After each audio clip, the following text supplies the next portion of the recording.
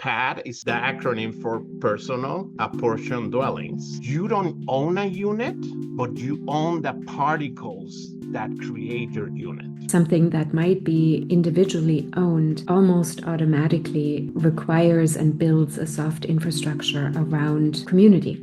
A collaborative of community actually can change lives.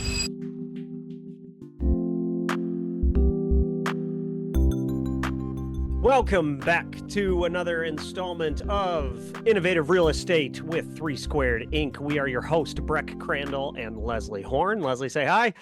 Hey, All right. everyone. And we are really excited about today's conversation because we're bringing in a couple of radical guests here. And Luis Antonio Uribegan is I just botched his last name. It's okay. He's going to correct me on that. But Luis is he's a figure in and around Detroit. You have met him. If you haven't, I bet you've been in a room with him. And I dare you to get home today without running into him. And it doesn't matter what country or side of this nation you're on. He's everywhere all the time. Luis is coming to us from Design Think Tank, which is his collective that's based out of everything that's happening there with Michigan Central and the labs that are right there. So he's going to talk more about his team there. And then we also have Antje Steinmuller, who's coming here from the University of Michigan, and they are bringing together their expertise on a collaboration that is really transformative in the housing market. And that's obviously a topic of interest here on our podcast with Innovative Real Estate.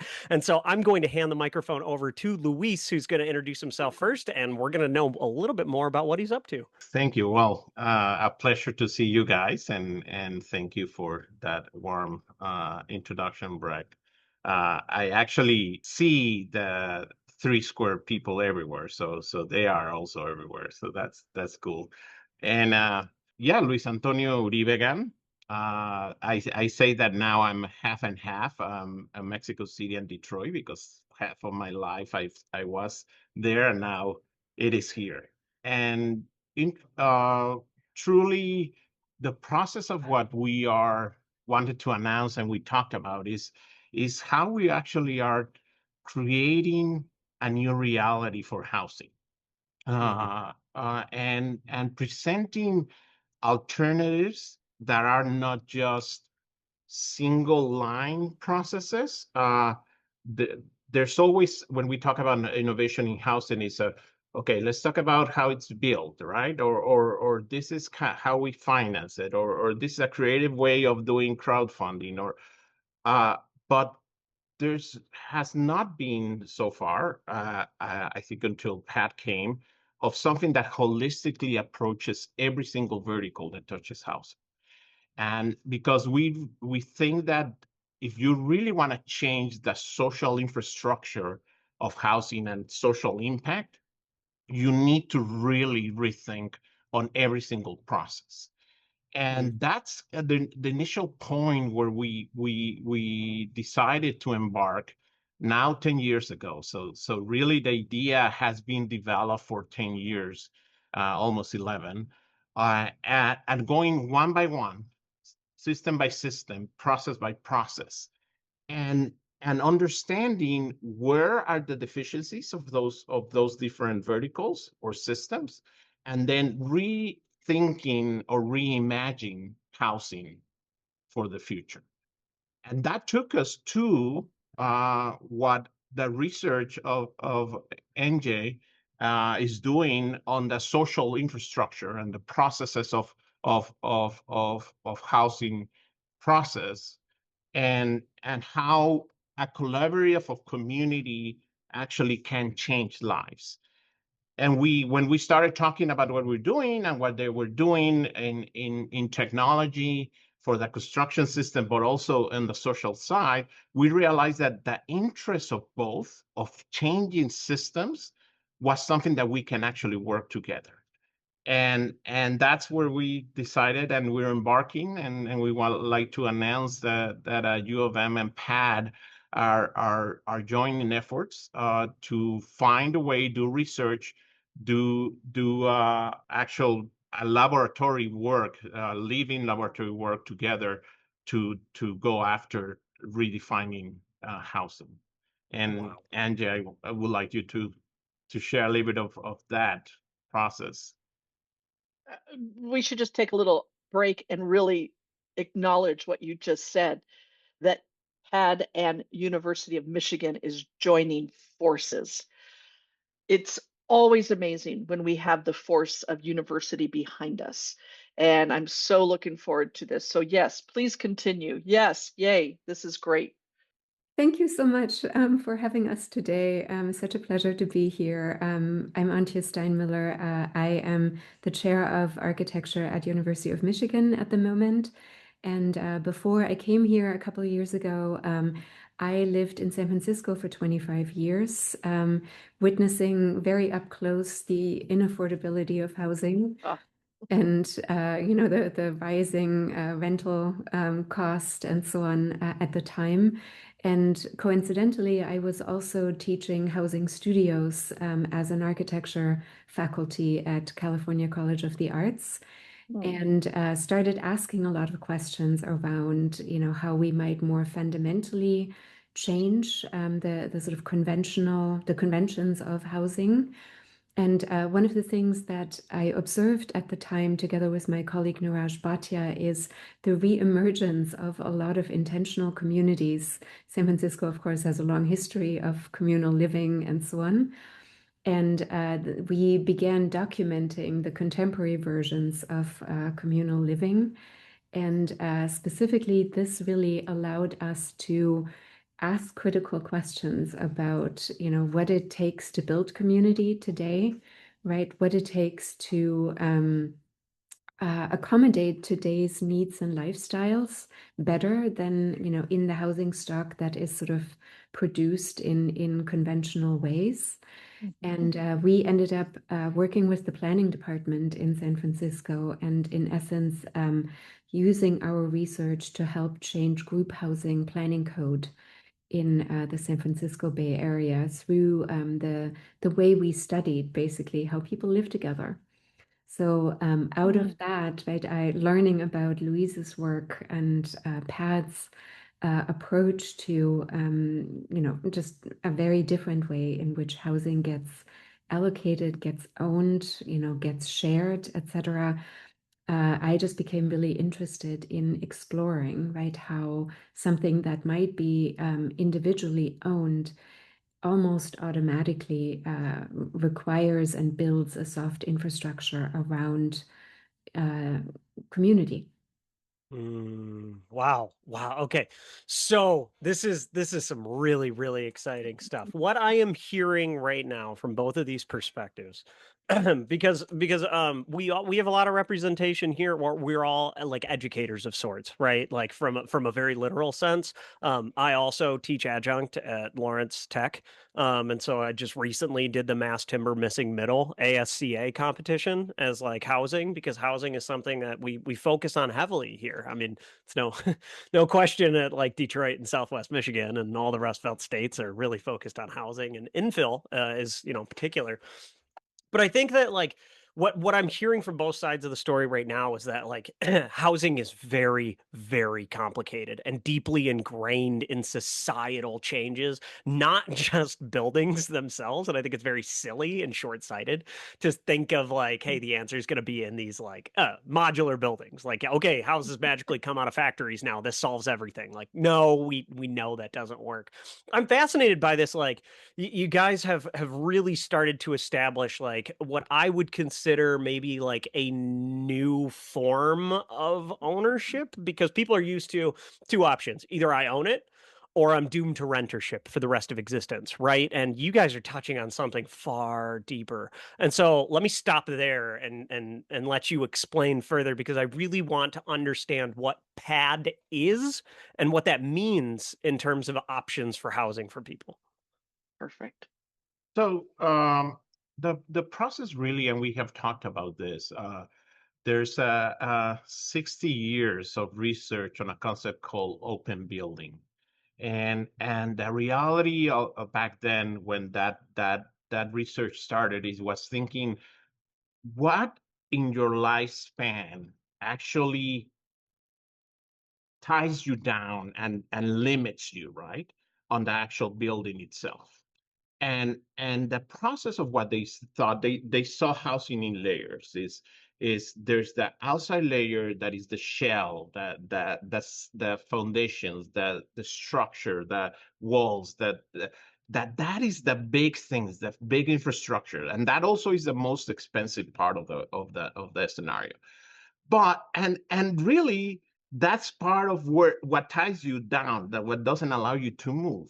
But if you start going into the more specific and personal concepts or elements, and that's interesting because PAD is actually the acronym for personal apportion dwellings. Because once you go down into the personal elements of what creates housing, that's what changes dramatically what your possibilities of change and movement allows you to be. So the open building concept is you don't own, but you share the structure or the structural part of things that are the most expensive, and you personally detail and own the very personal items of your house. Based on that concept is that PAD completely reverse the idea of you don't own a unit, but you own the particles that create your unit.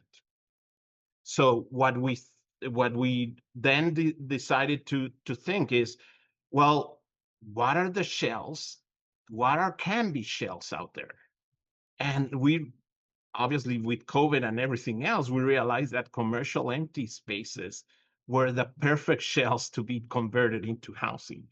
There's millions and millions of square feet and more with AI coming. So we said, there's already shells out there built around the world, and they're empty.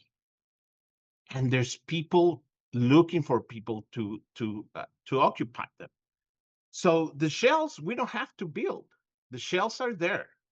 So we don't expect to build ground up, at least on the first phase. The idea is, let's use all these shells out there, and we come in and we create communities inside. So it's the nucleus of the social infrastructure that we're creating.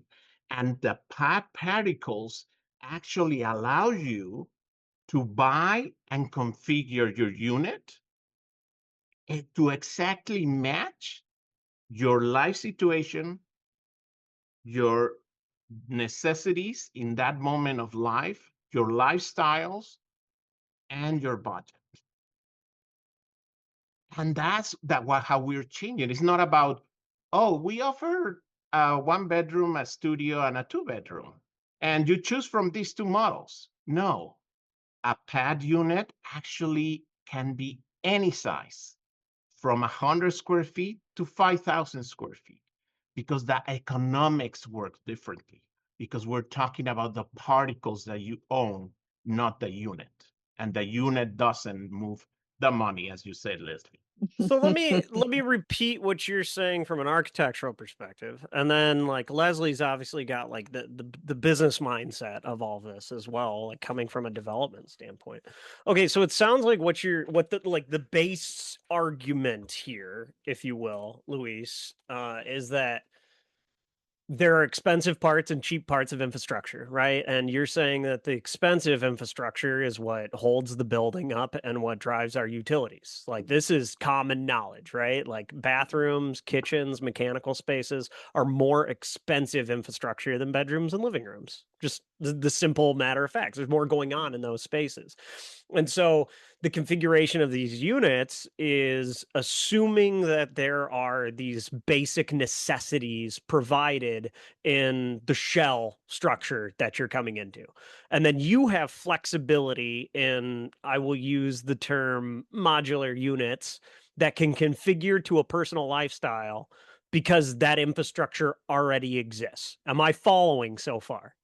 The only thing is that the layer goes farther is because you can actually size your kitchen. You can actually choose to share your shower, but own your WC and not share that. You can have your own shower. You can have 2 stoves. It's ultra modular. What is the infrastructure is the mains the actual mains, and that you connect our power particles to. So it is ultra modular in that sense, that it's not just modular, but really goes down to details. But, and this is where Antje comes, that flexibility and that ability to grow over time, because you can start with a minimum studio, and as your life changes, you get married, you have a kid, you add another room, you add an office, you have another kid, you add another room, you have 3 kids. Oh, the kids go to college. Well, they actually take their room, and their room, because that's what power particles are, you can dismantle and take it somewhere. They actually take their room, and it becomes their dorm at their university.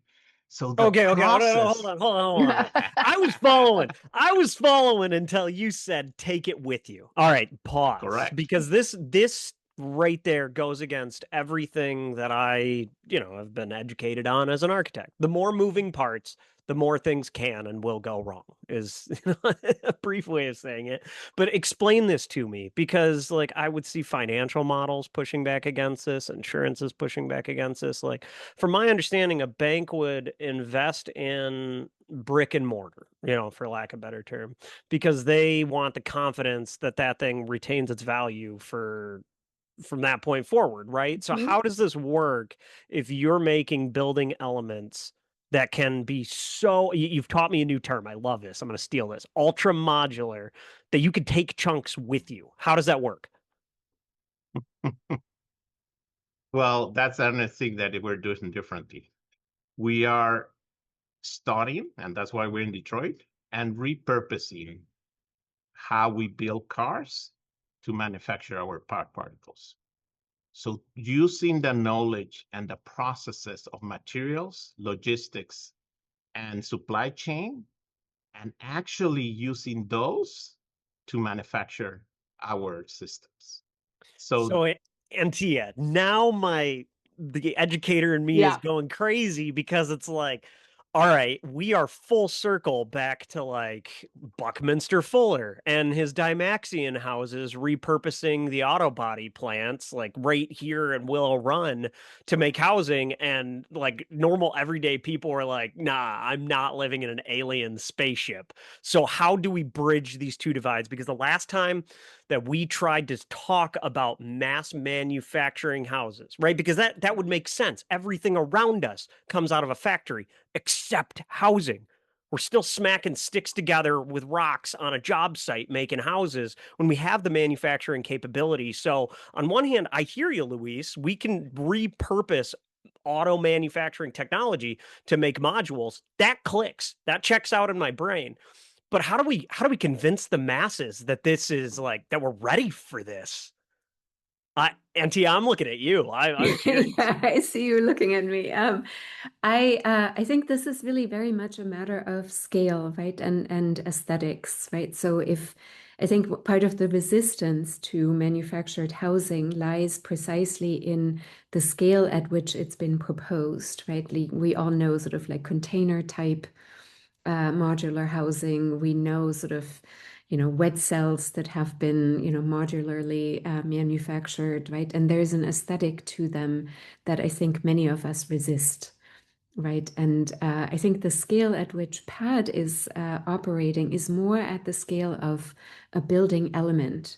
And there I would say, like, yes, we have, manufactured lots of different mass manufactured lots of different building elements without necessarily venturing into housing components, per se.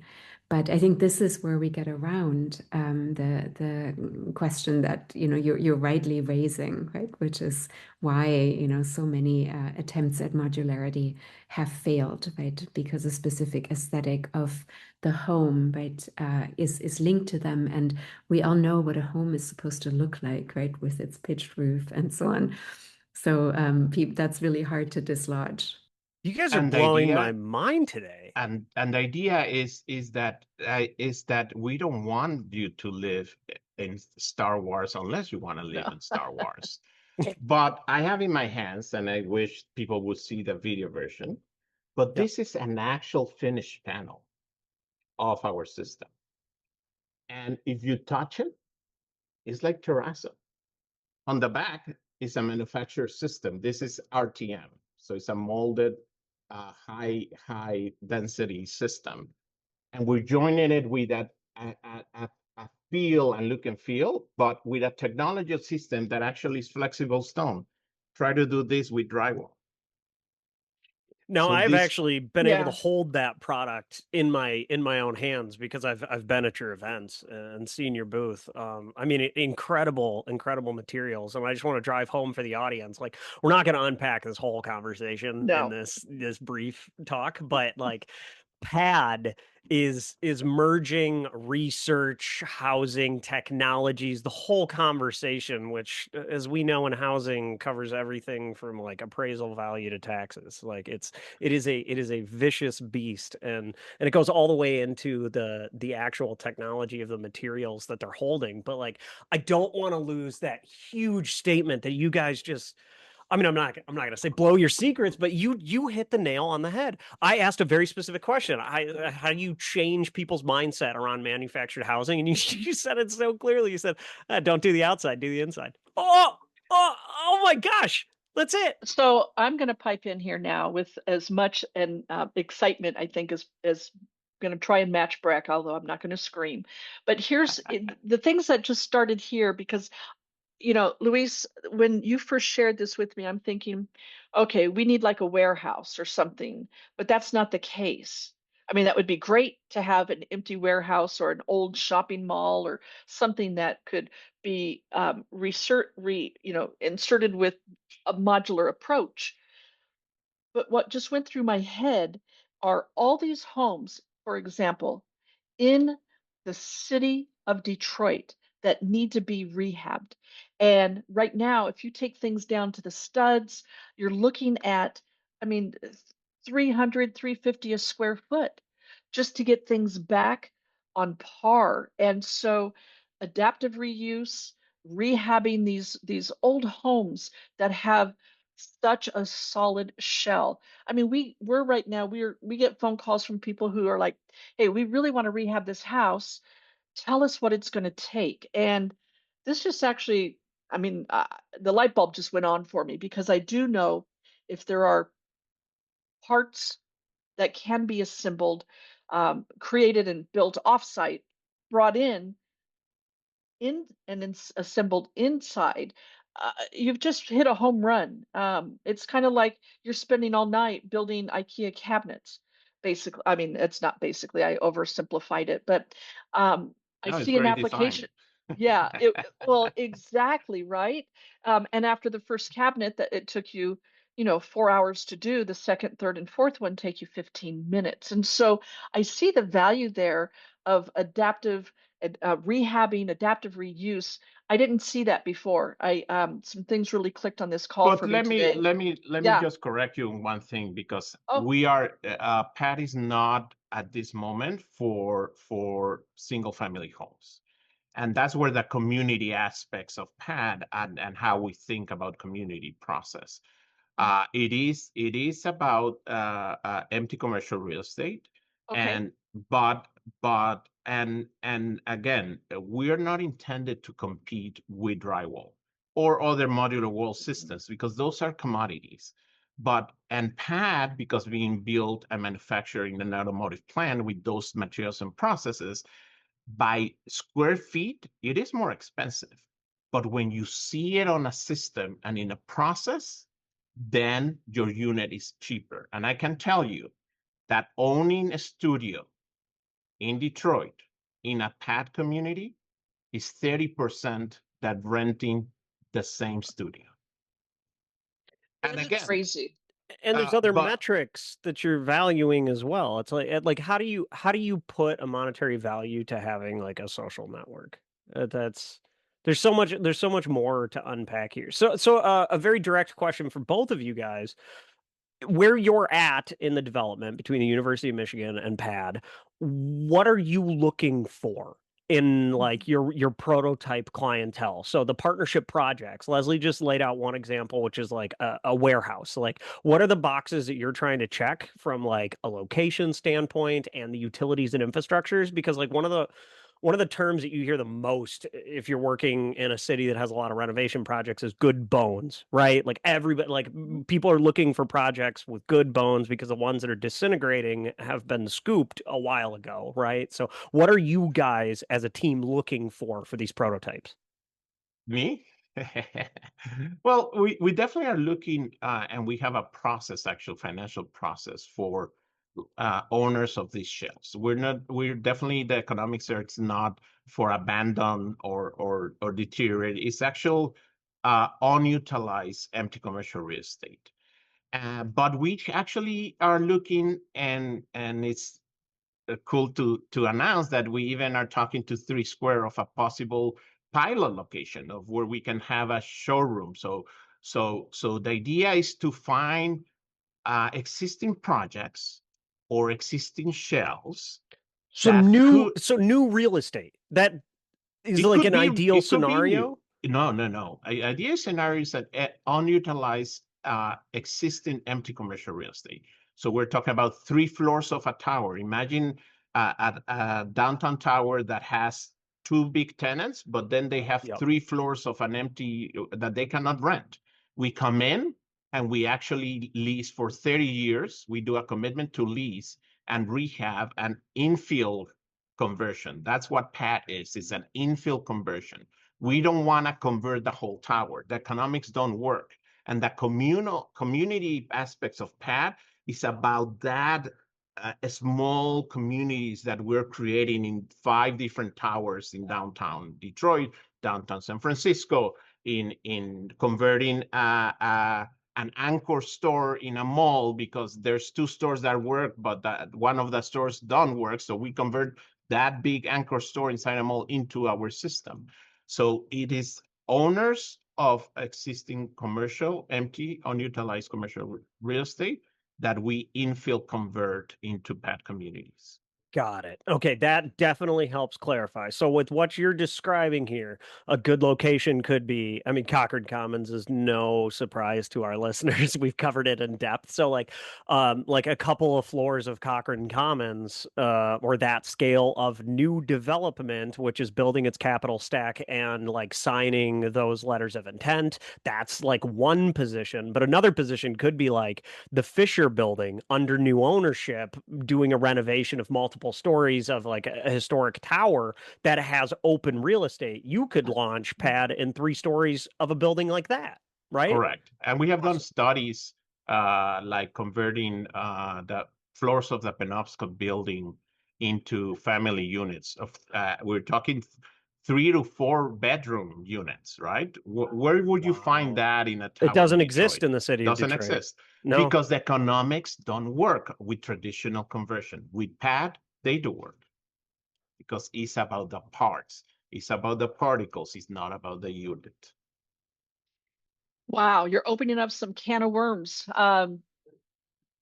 It's because let's say we go into the Fisher building, and let's, for example, we're converting 3 of those floors, and now you've got a 4-bedroom, a 3-bedroom, you've got 4 studios, and you've got some 1 and 2 bedrooms. When those tenants want to move out and they want to move to another state, explain what that means. Or if they want to move to another place in the suburbs and they want to take their pad with them. Yeah, and the idea of PAD, and this is in our advantage, is that we will open communities in every city that people want to live.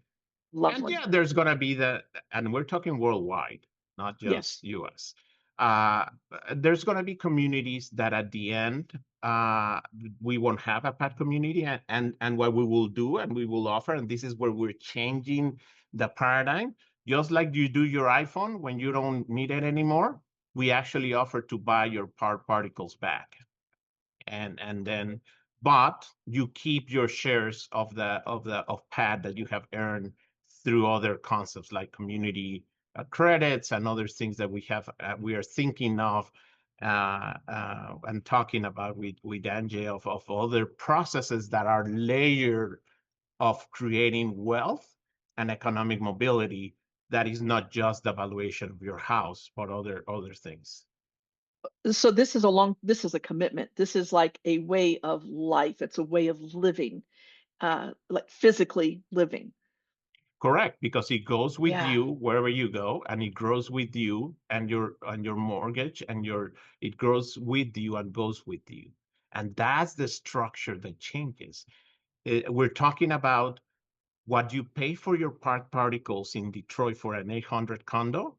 When you go to New York, yeah, the floor cost is more expensive. So we charge you for the amenities and the floor at different, but what you pay for your system, your wall system or your pad particles is the same that you pay from Wow. Detroit. And you Oh, have so an 800 square feet. you don't have to pay $2,800 for a 300 square foot apartment in the city of New York, is what I'm hearing. No, we will prove that uh, that you could completely transform that. This It's is fascinating on so it many is. scales. It's so as we wrap up here today, because this is going to be the start of what I hope is like a multi-part series as we Yeah. unpack what Pad is up to. But these personal apportioned dwellings continue to remain in my mind as like a third option to renting or owning. It's like this weird new thing that I think you're gonna have some extreme challenges in the early adoption stage. Like, you know, if I have a pad here, I'm hoping that one gets launched in the area where my family is also at. You know, like I also spent some time in San Francisco, so like can't wait for pad number 2 to launch at San Francisco. So that you know, and then we've got the, you know, the in-laws are going to add their pad to your pad. Like we got all sorts of scenarios that are going to unfold through Wow. this new way. But I would love if we could wrap up here with kind of just like some bigger picture thoughts on just like where housing we think is heading from here. I mean, there's a lot of passion and energy from the people around us and the topics that are finding their way all the way up to Congress at this point that our government just seems to continue to brush to the side. And I think there's a lot of frustration around housing. And this has been a battle cry for, you know, 3, 4 administrations running that there's not enough housing in the country and that we have an aging population in these big old houses and the suburbs sprawled, and now there's just a pinch point. So like you guys are working together to answer this infinitely complex question. And there's going to be a lot of naysayers along the way. A million ways people could say this is just a stupid idea and we're not going to entertain it. I commend you for this exercise and for the research and like the vast amount of experience and knowledge that the two of you bring to the table on this subject. Like people should be listening. Um, Thank you. if you guys could just like, what are your thoughts? Where's housing going from here? Yeah, you're asking a really pressing and really, really good question. And I would say that one of the crises around housing that is significant but not necessarily talked about a lot is that the needs for housing are really changing, right? The demographics are not the same, right? Right. People have different needs, right? Older people end up alone, sort of struggling for community. You know, young people move a lot more, you know, with regard to jobs, right? And look for their own forms of community. The nuclear family in many cities really just is about 30% of the housing seekers, yet housing units that are being produced are produced for this assumption of couples or the nuclear family.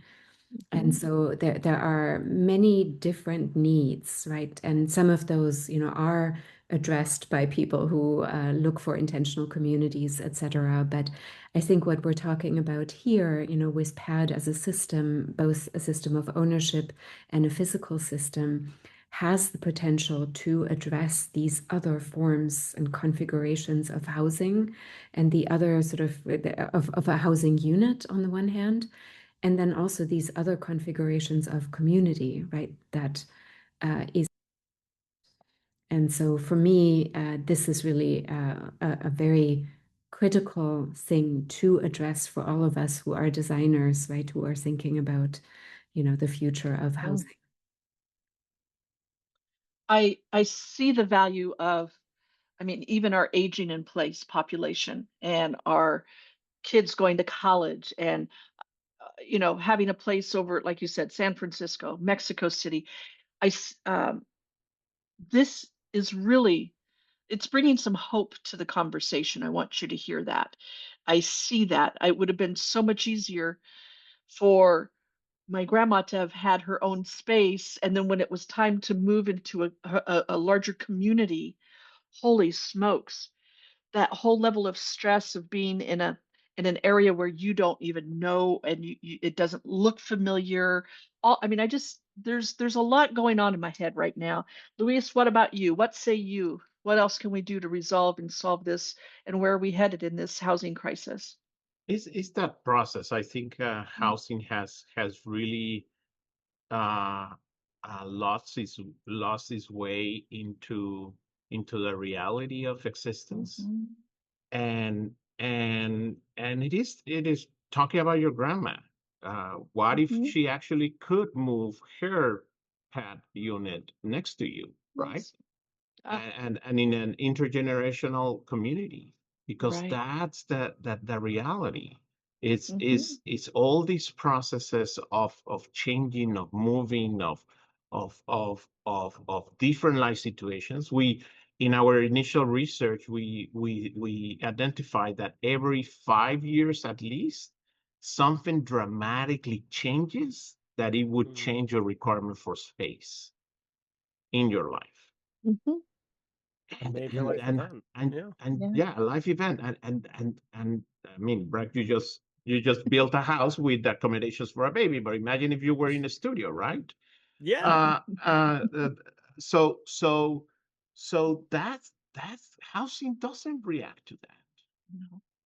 And we need to find different ways of discussing how that essential part of our existence can be Mhm. addressed and redefined. Well, I think this message also speaks volumes to a lot of these Gen Zs who they they're just buying into the narrative. They're giving up hope on owning a home in any realistic timeline. Like maybe owning a home is a stretch, but owning a pad is better for a number of reasons because it gives you the flexibility and it gives you some actual like ownership of your situation, right? Correct. It's a place you can call home. It's like yours, and no one can take it away from you. It is your space.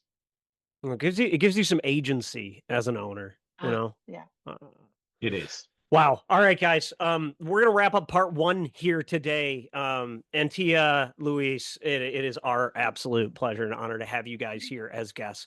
We hope to continue this conversation and look forward to updates when there is more on the pad development. Meanwhile, how can people follow along with you and this journey? Where can we point them on social media or if they want to directly contact you? They can find us in pad.space. That's our website. That's our Instagram. That's our LinkedIn. pad.space. Fantastic. So And in the show and we notes, we'll will, include links. yeah, and we will definitely share other links as we probably would have a research landing page for what we're going to be doing together. So once that is up, we'll share it and we'll go from there. Awesome. Always a big fan. Thank you so much. Thank you Thank for you your so much Same here. time. for having us. We'll Oh, see you yes. next Thank you. time on another installment of Innovative Real Estate. We have been your hosts, 3 Squared Inc. Take care. Bye, guys. Take care. Bye.